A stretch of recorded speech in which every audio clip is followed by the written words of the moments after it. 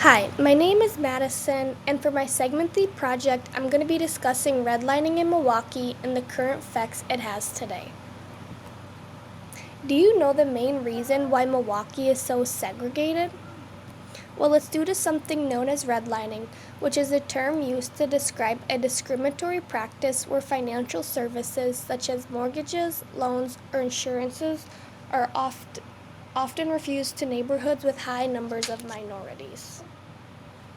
Looking at the history of this, it started in the 1930s during the Great Depression, where the U.S. started many policies and efforts for economic recovery.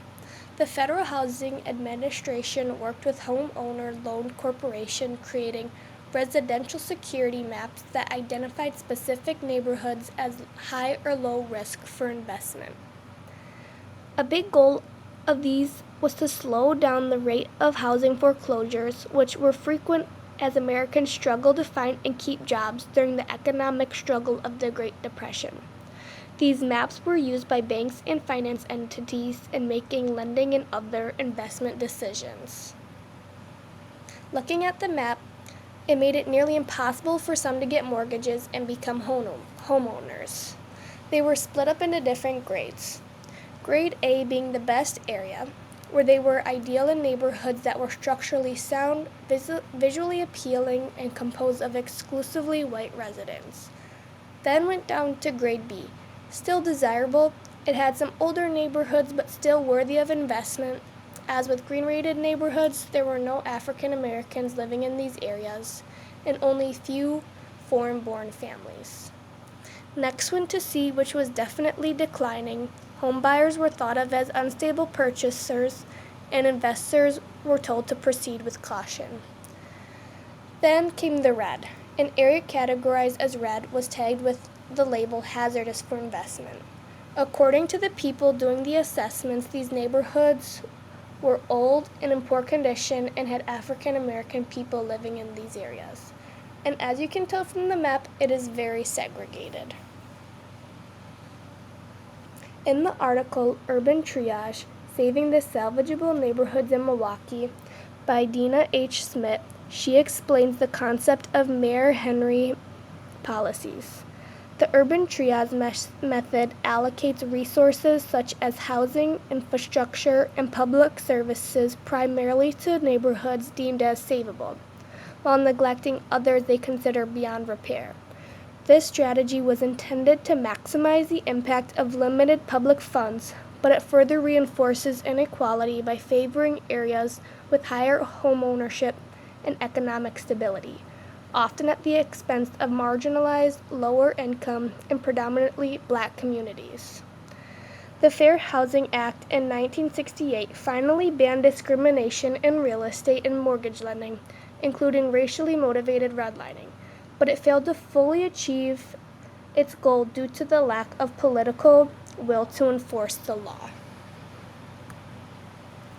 Home ownership is key to building wealth, which is why it was so destructive toward these African American communities. As you pay down your mortgage and the property appreciates, the difference between your home value and what you owe grows, meaning you are building equity and building wealth over time so that when you're able to sell your home, you can receive more than what you bought for it. But African Americans struggled to buy homes in the 30s and 40s due to redlining, which negatively impacted their kids and their kids' kids. And black communities still to this day see lower home ownership rates, meaning many are still not receiving those wealth building benefits.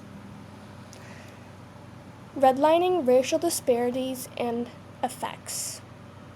In Legacy of Structural Racism, Associates between Historical Redlining, Current Mortgage Lending, and Health, the authors discuss the impacts of how neighborhoods that were rated hazardous by redlining are still experiencing lower rates of mortgage lending. These areas are also linked to many health conditions including preterm birth, later stage cancer diagnosis, higher rates of emergency visits for asthma, and poor self-reported health. Structural racism is a fundamental cause of racial health inequalities. Quoted, racially discriminatory lending policies and practices have systematically shaped access to wealth and strategically patterned community disinvestment and deliberately maintained racial residential segregation, end quote. When redlining became outlawed, institutional racism continued through predatory lending policies, racially restrictive covenants, exclusionary zoning, blackbusting, and other steering practices, which are still going on to this day. And as you can see, to this day, there's still the negative effects of redlining.